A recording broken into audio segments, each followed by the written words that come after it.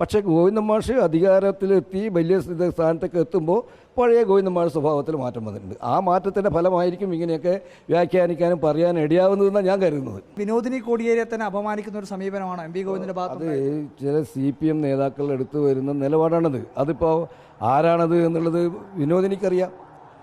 തീർച്ചയായിട്ടും അവരേറെ ദുഃഖത്തിലാത്തിൻ്റെ കാരണം കോടിയേരിയെ പോലുള്ള അവരുടെ ഭാര്യ, പ്രത്യേകിച്ച് എല്ലാ ഈ സമരത്തിൻ്റെയും ത്യാഗത്തിൻ്റെയും ഇടയിൽ സഹധർമ്മിണിയായി കോടിയേരിയോടൊപ്പം ജീവിച്ച ഒരാൾ, സ്വാഭാവികമായും അദ്ദേഹത്തിന് ശേഷം പാർട്ടി നേതാക്കന്മാരെ വിളിച്ചാൽ ഫോൺ എടുക്കുക എന്നുള്ളത് സാമാന്യ മര്യാദയാണ്. എന്നാൽ ഇത്തരം മര്യാദ പുലർത്താത്ത ചില നേതാക്കൾ ഉണ്ട് എന്ന് വേണം അതിൽ നിന്ന് മനസ്സിലാക്കാൻ. കോടിയേരിയുടെ മരണശേഷം ഒരു ഉയർന്ന നേതാവിൻ്റെ കുടുംബത്തോട് പാർട്ടി കാണിക്കേണ്ടുന്ന ചില ബന്ധങ്ങളൊക്കെ ഉണ്ട്. അതിലൊക്കെ കുറവുണ്ട് എന്നാണ് ഞാൻ കരുതുന്നത്. എൻ്റെ അനുഭവത്തിലല്ല, അവരുടെ അനുഭവത്തിലും അതൊക്കെ ഉണ്ടായിട്ടുണ്ടാവുമെന്നാണ് ഞാൻ കരുതുന്നത്. അതിപ്പോൾ എനിക്ക് നേരിട്ട് അനുഭവമുള്ള കാര്യമല്ല. തളിപ്പറമ്പിൽ അതിരൂക്ഷമായ മണ്ണിടിച്ചിലാണ് കുപ്പത്ത്. ആ കുപ്പത്ത് വലിയ രീതിയിൽ അവിടെയുള്ള ജനങ്ങൾ ബുദ്ധിമുട്ടാണ്. തളിപ്പറമ്പ് MLA കൂടിയായിട്ടുള്ള TK ഗോവിന്ദൻ നമ്മളോടൊപ്പം ചേരുകയാണ്. കുപ്പത്ത് വലിയ രീതിയിലുള്ള പ്രശ്നമാണ്. ഏത് തരത്തിലുള്ള ഇടപെടലാണ് ഇനിയിപ്പോൾ അവിടെ നടത്താനുള്ളത്?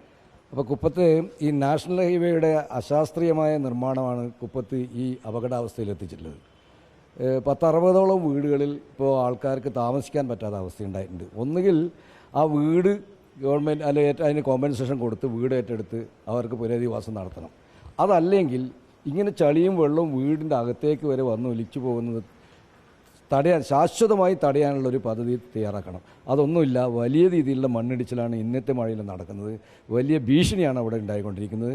ഇത് ഞാൻ സ്ഥലം സന്ദർശിച്ചു. നാളെ ബഹുമാനപ്പെട്ട കളക്ടറും ഞാനും ആ സ്ഥലം സന്ദർശിക്കുന്നുണ്ട്. ഗവൺമെൻറ് ശ്രദ്ധയിൽ ഞാനിത് പെടുത്തിയിട്ടുണ്ട്. മിനിസ്റ്റർ ശ്രദ്ധയിൽ ഞാനിത് പെടുത്തിയിട്ടുണ്ട്. മാത്രമല്ല അസംബ്ലിയുടെ ശ്രദ്ധയിലും ഞാനിത് പെടുത്താൻ വേണ്ടി പോകുന്നുണ്ട്. ഇത് ഗുരുതരമായൊരവസ്ഥയാണ് കുപ്പത്തുണ്ടായിട്ടുള്ളത്. അത് ശാശ്വതമായിട്ടുള്ള പരിഹാരം കാണാൻ ബന്ധപ്പെട്ടവർ മുൻകൈ എടുക്കണമെന്നാണ് പറയാനുള്ളത്. നാഷണൽ ഹൈവേ അതോറിറ്റിയോടൊക്കെ യെസ്, നാഷണൽ ഹൈവേ അതോറിറ്റിൻ്റെ ഉദ്യോഗസ്ഥന്മാരൊക്കെ വന്ന് അവരുടെ താൽക്കാലിക പരിഹാരത്തിന് വേണ്ടിയിട്ടാണ് അവർ ശ്രമിച്ചിട്ടുള്ളത്. ആ താൽക്കാലിക പരിഹാരം കൊണ്ട് സാധിക്കില്ല എന്നുള്ളതാണ് ഇന്നത്തെ ഈ കുത്തൊഴുക്കും ഈ മണ്ണിടിച്ചിലും ഒക്കെ തെളിയിച്ചിട്ടുള്ളത്. അപ്പോൾ ശാശ്വതമായ പരിഹാരം വേണം. അതിന് ഈ കോൺട്രാക്റ്റുകാരൻ മേഘ കൺസ്ട്രക്ഷനൊക്കെയാണ് പോലും കോൺട്രാക്റ്റുകാരൻ, അവരതിന് മുൻകൈ എടുക്കണം. ബന്ധപ്പെട്ട അധികാരികൾ അവരെ കൊണ്ട് ഈ കാര്യം ചെയ്യിക്കാൻ വേണ്ടി തയ്യാറാവണം എന്നുള്ളതാണ് ഞാൻ പറയുന്നത്.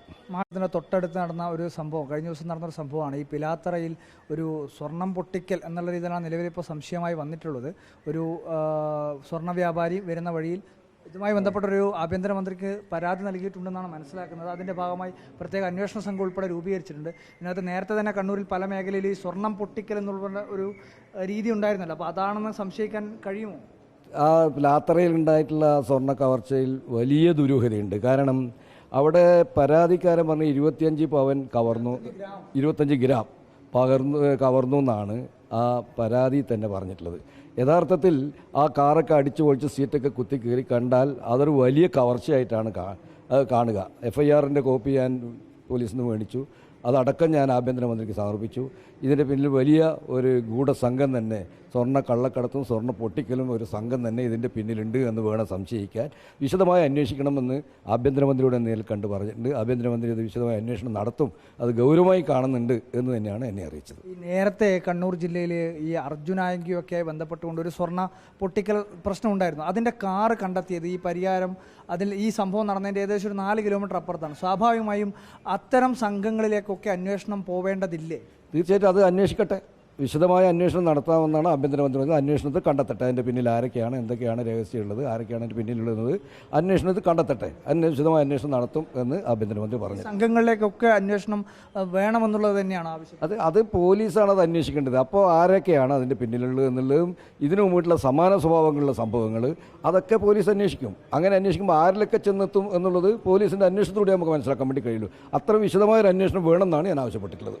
ഇതിന് പുറമെ മറ്റൊരു പ്രധാനപ്പെട്ട വിഷയം TK ഗോവിന്ദനുമായി ബന്ധപ്പെട്ടുകൊണ്ട് ഈ കഴിഞ്ഞ ദിവസം വിനോദിനി കോടിയേരി ഒരു മാസികയ്ക്ക് നൽകിയ അഭിമുഖത്തിൽ TK ഗോവിന്ദൻ ഈ വീട്ടിലേക്ക് സന്ദർശിച്ചതും അതുമായി ബന്ധപ്പെട്ടുകൊണ്ട് പാർട്ടിക്കകത്തുണ്ടായിട്ടുള്ള ചില കാര്യങ്ങളൊക്കെ സൂചിപ്പിച്ചിരുന്നു. അതിൽ പറയുന്ന ഒരു പ്രധാനപ്പെട്ട കാര്യം, TK ഗോവിന്ദൻ പാർട്ടിക്ക് വേണ്ടി ജീവിച്ച ഒരാളാണ്. കോടിയേരി ബാലകൃഷ്ണൻ ഉള്ള സമയത്ത് തന്നെ ഈ വീട്ടിൽ നിത്യസന്ദർശകനായിട്ടുള്ള അല്ലെങ്കിൽ അത്തരത്തിൽ സന്ദർശനം നടത്തുന്ന ആളാണ്. അപ്പോൾ അവർ വീട്ടിലേക്ക് എത്തിയതിലൊന്നും ഒരു അസ്വാഭാവികതയില്ല. പാർട്ടി നേതാക്കൾ അതിനെ മറ്റൊരു തരത്തിൽ ദുർവ്യാഖ്യാനം ചെയ്തു എന്നൊക്കെയാണ് പലരും വിനോദിനി കോടിയേരി ആ അഭിമുഖത്തിൽ പറഞ്ഞിട്ടുള്ളത്. അത് കോടിയേരി ജീവിച്ചിരിക്കുന്ന ഘട്ടത്തിൽ ഞാൻ ആ വീട്ടിൽ പോകാറുണ്ട്. കോടിയേരിൻ്റെ മരണശേഷവും പല ഘട്ടത്തിലും പോയിട്ടുണ്ട്. കോടിയേരിൻ്റെ ചരവ് ദിനത്തിൽ എല്ലാ വർഷവും ഞാൻ പറഞ്ഞു, കഴിഞ്ഞ വർഷം എനിക്ക് പോകാൻ പറ്റിയിട്ടില്ല. അതുകൊണ്ടാണ് ഞാൻ ഈ ഇലക്ഷൻ കഴിഞ്ഞ ഒരവസരം സഭ കിട്ടിയപ്പോൾ ഞാൻ കോടിയേരിയുടെ വീട് സന്ദർശിച്ചിട്ടുള്ളത്. കോടിയേരിയുടെ വീടും എൻ്റെ വീടും വളരെ അടുത്ത് ഒരു കുടുംബ ബന്ധം പുലർത്തുന്നവരാണ്. കോടിയേരിയുടെ മക്കളും എൻ്റെ മക്കളും അടുത്ത സുഹൃത്തുക്കളാണ്. ആ നിലത്ത് കോടിയേരിയുടെ ഭാര്യ എൻ്റെ സഹോദരിയെ പോലെയാണ്. അപ്പോൾ ആ നിലക്ക് കോടിയേരി ഇന്നില്ലാത്തൊരു പരിസ്ഥിതിയിൽ ആ കുടുംബത്തെ സന്ദർശിക്കുകയും അവരോടൊപ്പം സ്നേഹം അവരുടെ പങ്കിടുകയും ചെയ്യുക എന്നുള്ളത് എൻ്റെ ഒരു ഉത്തരവാദിത്തമായിട്ട് ഞാൻ കണ്ടിട്ടുള്ളത്. അതുകൊണ്ടാണ് ഞാൻ കോടിയേരി സന്ദർശിച്ചിട്ടുള്ളത്. അതിൽ രാഷ്ട്രീയമായിട്ടുള്ള യാതൊരു കാര്യം കാണേണ്ടതില്ല. എന്നാൽ അതിനെ സംബന്ധിച്ച് ദുർവ്യാഖ്യാനം നടത്താൻ ചിലർ ശ്രമിക്കുന്നുണ്ട്. അതിനൊന്നും എനിക്ക് ഉത്തരവാദിത്തമില്ല. അതുപോലെ തന്നെ ഒരു വിനോദിനി കോടിയേരി പറഞ്ഞത് താൻ വിളിച്ചാൽ പോലും പ്രധാനപ്പെട്ട പോളിറ്റ് ബ്യൂറോ അംഗമായിട്ടുള്ള ഒരു നേതാവ് ഫോൺ എടുക്കാറില്ല. പാർട്ടിയുടെ പ്രധാനപ്പെട്ട ചുമതല വഹിക്കുന്ന ഒരു നേതാവ് ഫോൺ എടുക്കാറില്ല, പോളിറ്റ് ബ്യൂറോ അംഗമാണ്. അത്തരത്തിൽ കോടിയേരിയെ കുടുംബത്തെ പൂർണ്ണമായും അവഗണിക്കുകയാണ്, അവരെ തിരസ്കരിക്കുകയാണെന്നുള്ള ആരോപണം. ഇന്നിപ്പോൾ അതിന് സംസ്ഥാന സെക്രട്ടറി എം വി ഗോവിന്ദൻ ഒരു മറുപടി നൽകിയിട്ടുണ്ട്. അതൊക്കെ വിനോദിനി കോടിയേരിയോട് തന്നെ ചോദിച്ചാൽ മതി. ആ തരത്തിൽ വിനോദിനി കോടിയേരിയെ തന്നെ അപമാനിക്കുന്ന ഒരു സമീപനമാണ് എം വി ഗോവിന്ദൻ്റെ ഭാഗത്ത്. അത് ചില CPM നേതാക്കൾ എടുത്തു വരുന്ന നിലപാടാണത്. അതിപ്പോൾ ആരാണത് എന്നുള്ളത് വിനോദിനിക്കറിയാം. തീർച്ചയായിട്ടും അവരേറെ ദുഃഖത്തിലാത്തിൻ്റെ കാരണം കോടിയേരിയെ പോലുള്ള അവരുടെ ഭാര്യ, പ്രത്യേകിച്ച് എല്ലാ ഈ സമരത്തിൻ്റെയും ത്യാഗത്തിൻ്റെയും ഇടയിൽ സഹധർമ്മിണിയായി കോടിയേരിയോടൊപ്പം ജീവിച്ച ഒരാൾ സ്വാഭാവികമായും അദ്ദേഹത്തിന് ശേഷം പാർട്ടി നേതാക്കന്മാരെ വിളിച്ചാൽ ഫോൺ എടുക്കുക എന്നുള്ളത് സാമാന്യ മര്യാദയാണ്. എന്നാൽ ഇത്തരം മര്യാദ പുലർത്താത്ത ചില നേതാക്കൾ ഉണ്ട് എന്ന് വേണം അതിൽ നിന്ന് മനസ്സിലാക്കാൻ. നമുക്കറിയാം, ഇപ്പോൾ പിണറായിയെ നമ്മൾ വിളിച്ചിട്ടുണ്ട്. പിണറായി രാവിലെ വിളിച്ചിട്ടുണ്ടെങ്കിൽ രാവിലെ ഫോൺ എടുക്കാൻ പറ്റില്ലെങ്കിൽ വൈകുന്നേരം തിരിച്ച് പിണറായി വിളിച്ചു, എന്തേ വിളിച്ചെന്ന് ചോദിക്കും. ഏത് തിരക്കിലും അത്തരത്തിലുള്ള ആളുകളും പാർട്ടിയിലുണ്ട്.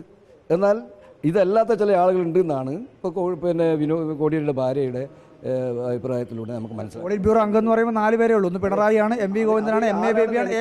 അതാരാണ് നിനക്ക് പറയാം? മാഷക്ക് അങ്ങനെ എന്തെങ്കിലും അനുഭവം ഉണ്ടായിട്ടുണ്ട് പറയുന്ന പോളിറ്റ് ബ്യൂറോ അംഗങ്ങളായിട്ടുള്ള? ഞാൻ അങ്ങനെ ഇവരെ അധികാരമൊന്നും വിളിക്കാറില്ല. ഞാൻ അങ്ങനെ വിളിക്കാറില്ല. എം വി ഗോവിന്ദൻ ഇവിടെയുള്ള പ്രധാനപ്പെട്ട എം വി ഗോവിന്ദൻ മാഷെ ഞാൻ വിളിക്കുന്ന സന്ദർഭത്തിൽ വിളിക്കാറുണ്ട്, എടുക്കും, തിരിച്ച് വിളിക്കുകയൊക്കെ ചെയ്യാറുണ്ട്. എനിക്ക് അത്തരത്തിലുള്ള അനുഭവമില്ല. പക്ഷെ ഞാൻ അത്രേ വിളിക്കാറുള്ളൂ. അദ്ദേഹത്തിനെ ഞാൻ വിളിക്കാറുള്ളൂ. മറ്റേ ഞാൻ ഗോവിന്ദ മാഷെ ഞാൻ നിരന്തരം വിളിക്കുകയോ അങ്ങനെ എന്തെങ്കിലും ആവശ്യത്തിന് വിളിക്കുകയോ ഒന്നും ഞാൻ ചെയ്തിട്ടില്ല. എൻ്റെ അനുഭവം പറയണത് സമീപിക്കാൻ പറ്റാത്ത ആളല്ലാത്തതുകൊണ്ടാണ്. അല്ലല്ല, ഗോവിന്ദ മാഷെ എനിക്ക് സമീപിക്കാൻ പറ്റുന്ന ഒരാളല്ല. കാരണം ഞാനും ഗോവിന്ദ മാഷും ഒന്നിച്ച് രാഷ്ട്രീയ പ്രവർത്തനമാണ്. ഏത് അവസരവും ഗോവിന്ദ മാഷയോട്. പക്ഷേ ഗോവിന്ദ മാഷ് അധികാരത്തിലെത്തി വലിയ സ്ഥാനത്തൊക്കെ എത്തുമ്പോൾ പഴയ ഗോവിന്ദ മാഷ് സ്വഭാവത്തിൽ മാറ്റം വന്നിട്ടുണ്ട്. ആ മാറ്റത്തിൻ്റെ ഫലമായിരിക്കും ഇങ്ങനെയൊക്കെ വ്യാഖ്യാനിക്കാനും പറയാനും ഇടയാവുന്നതെന്നാണ് ഞാൻ കരുതുന്നത്. മനസ്സിലായി. അതായത് കോടിയേരിൻ്റെ കുടുംബം ഈ പറയുന്ന പേര് പറഞ്ഞിട്ടില്ല എന്ന് മാത്രമേ ഉള്ളൂ. കാര്യങ്ങളൊക്കെ പരിശോധിക്കുമ്പോൾ ആ ഇൻ്റർവ്യൂ വായിച്ചു കഴിഞ്ഞാൽ തന്നെ മനസ്സിലാകുന്ന എം വി ഗോവിന്ദനാണെന്നുള്ളത്. അതെനിക്ക് പറയാൻ പറ്റില്ല. അത് കോടിയേരിയുടെ ഭാര്യ വിനോദിനിയാണല്ലോ അത് പറഞ്ഞിട്ടുള്ളത്. അവരുടെ അനുഭവത്തിൽ നിന്ന് പറഞ്ഞിട്ടുള്ള കാര്യമാണ്. വേദനിക്കുന്ന അനുഭവങ്ങളാണ് അവർക്ക് ഉണ്ടായിട്ടുള്ളത്. ആ അനുഭവത്തിൽ നിന്ന് പറഞ്ഞിട്ടുള്ള കാര്യമാണത്. കോടിയേരിയുടെ കുടുംബ സത്യത്തിൽ അവഗണന നേരിടുകയാണോ? തീർച്ചയായിട്ടും കോടിയേരിയുടെ മരണശേഷം ഒരു ഉയർന്ന നേതാവിൻ്റെ കുടുംബത്തോട് പാർട്ടി കാണിക്കേണ്ടുന്ന ചില ബന്ധങ്ങളൊക്കെ ഉണ്ട്. അതിലൊക്കെ കുറവുണ്ട് എന്നാണ് ഞാൻ കരുതുന്നത്. എൻ്റെ അനുഭവത്തിലല്ല, അവരുടെ അനുഭവത്തിലും അതൊക്കെ ഉണ്ടായിട്ടുണ്ടാവുമെന്നാണ് ഞാൻ കരുതുന്നത്. അതിപ്പോൾ എനിക്ക് നേരിട്ട് അനുഭവമുള്ള കാര്യമല്ല. മാഷ് ഈ കണ്ണൂരിലെ CPM ജില്ലാ കമ്മിറ്റി ഓഫീസിൻ്റെ നിർമ്മാണ കമ്മിറ്റി ഭാരവാഹിക്കായിട്ടുണ്ടായിരുന്ന ആളാണല്ലോ. AKG സെൻറ്ററിലും ഇതേപോലെ തന്നെ പുതിയ ഓഫീസ് ഈ കോടിയേരി മരിച്ചതിന് ശേഷമാണ് നിർമ്മിക്കുന്നത്. ഈ 2 ഓഫീസിലും കോടിയേരിയുടേതായിട്ടുള്ള ഒരു സ്മാരകവും ഉണ്ടായിട്ടില്ല എന്നുള്ള വിമർശനങ്ങൾ ഈ സമൂഹ മാധ്യമങ്ങളിൽ ഉൾപ്പെടെ ഉയർന്നു വരുന്നുണ്ട്. എന്തുകൊണ്ടാണ് അങ്ങനെ കോടിയേരിയെ ഒരു പൂർണ്ണമായി അവഗണിക്കുന്ന ഒരവസ്ഥയിലേക്ക് പോയതെന്നുള്ള ഒരു ചോദ്യം കൂടി ഇപ്പോൾ ബലപ്പെട്ട് വരുന്നു. അല്ല, കോടിയേരിയെ പാർട്ടി അവഗണിച്ചിട്ടൊന്നുമില്ല. കോടിയേരി പാർട്ടിയുടെ സമുന്നത നേതാവായിരുന്നു, പാർട്ടിയെ നയിച്ച നേതാവായിരുന്നു. അങ്ങനെ ഒരിക്കലും കോടിയേരിയെ പാർട്ടി അവഗണിക്കുന്ന വിഷയമില്ല. പാർട്ടി അവഗണിച്ചിട്ടുമില്ല. കോടിയേരിയുടെ മരണശേഷം കോടിയേരിയുടെ കുടുംബത്തിന് വേണ്ടത്ര പരിഗണന, കുടുംബത്തിനും കോടിയേരിയുടെ മരണാന്തര കാര്യങ്ങൾക്കും വേണ്ടത്ര പരിഗണന ലഭിച്ചില്ല എന്നുള്ള ഒരു പരിദേവനം ആ കുടുംബത്തിനുണ്ട്. പാർട്ടി നേതാക്കളുടെ ഭാഗത്താണ് പാർട്ടി എന്ന അതെനിക്ക് പറയാൻ പറ്റില്ല. ഓക്കെ. എന്തായാലും TK ഗോവിന്ദൻ മാസ്റ്ററാണ് ഇപ്പോൾ അദ്ദേഹവുമായി ബന്ധപ്പെട്ടുകൊണ്ടുള്ള ചില കാര്യങ്ങളുമായി ബന്ധപ്പെട്ടുകൊണ്ട് നിലപാട് വ്യക്തമാക്കിയത്. ഒന്ന് കുപ്പം മണ്ണിടിച്ചിലുമായി ബന്ധപ്പെട്ടാണ്, മറ്റൊന്ന് പിലാത്തറയിൽ നടന്ന സ്വർണം പൊട്ടിക്കൽ ഇതുമായി ബന്ധപ്പെട്ട്, മറ്റൊന്ന് കോടിയേരി ബാലകൃഷ്ണൻ്റെ കുടുംബവുമായി ബന്ധപ്പെട്ട കാര്യങ്ങളിലാണ് അദ്ദേഹം പ്രതികരണം നടത്തിയത്. ആ പ്രതികരണങ്ങളിൽ അദ്ദേഹത്തിൻ്റെ നിലപാട് വ്യക്തമാക്കിയാണ്. വീഡിയോ ജേർണലിസ്റ്റ് ലിമേഷ് ചെറുപേശിക്കൊപ്പം reporter Arjun Kalyad, in reporter, Kannur.